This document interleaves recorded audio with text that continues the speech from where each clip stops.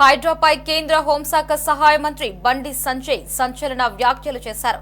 హైడ్రాపై విశ్వాసం పోతోందని, తాను మొదట హైడ్రాకి సపోర్ట్ చేశానని తెలిపారు.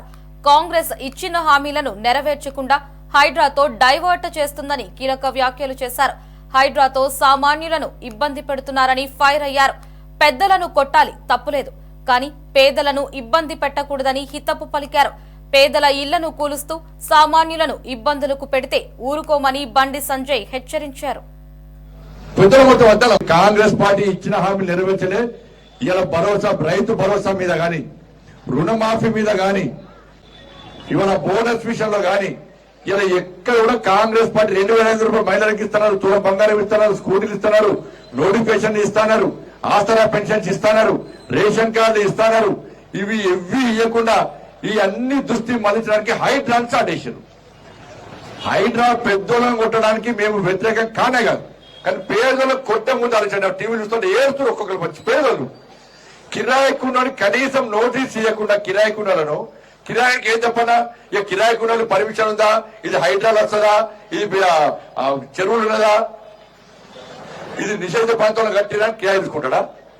కిరాయాలు అరే నువ్వు ఓనర్ కొట్టు, ఎవరితో పైసలు కొట్టు, ఎవరిదారు పెద్దలు మొత్తం వద్దాం. ఏమన్నా కిరాయికున్నోళ్ళు ఈ షాప్ లో సామాన్ ఉంటే అర్ధరాత్రి వచ్చి జేసీబీతో కొట్టుడు ఏడుతున్నారు. నేను పెట్రోల్ పట్టుకున్నారు. నేను కిరాయిలో ఏం పాపం చేసిన, కిరాయిలో ఏడుస్తాడు, ఇల్లు చేస్తాడు.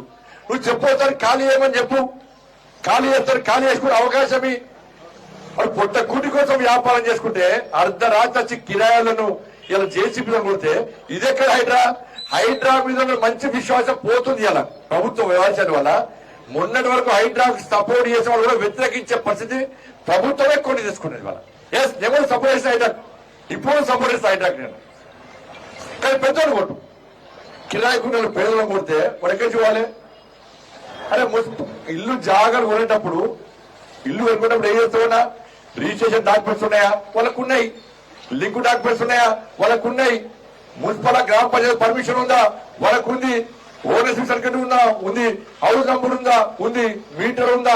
ఉంది. కరెంటు బిల్లు, కరెంటు అది ఉందా? ఉంది. ట్యాప్ కనెక్షన్ అన్ని ఉన్నాయి.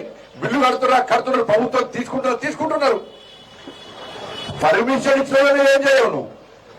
పెద్ద పెద్ద బిల్లు వేసి వెళ్ళిపోవు. ఒక్కటి ఊడబట్టి మొత్తం సినిమా చూపడుతున్నావు. ఇలా పేదలకు కొట్టే పరిస్థితి వచ్చింది ఇవాళ. కాబట్టి హైడ్రా పేరు చెప్పి రుణమాఫీ గురించి మాట్లాడే పరిస్థితి లేదు ఇవాళ. చర్చ లేదు ఇవాళ. పేపర్ రాస్తావే, టీవీ చూపోతావు. రుణమాఫీ వేది, రైతు భరోసా వేది, అన్ని వేడే ఇవాళ. దాని గురించి 6 గ్యారెంటీల మీద ప్రజల దృష్టి మళ్లించడానికి కూడా హైడ్రా పేరుతో రాష్ట్ర ప్రభుత్వం డ్రామాలు ఆడుతున్నది.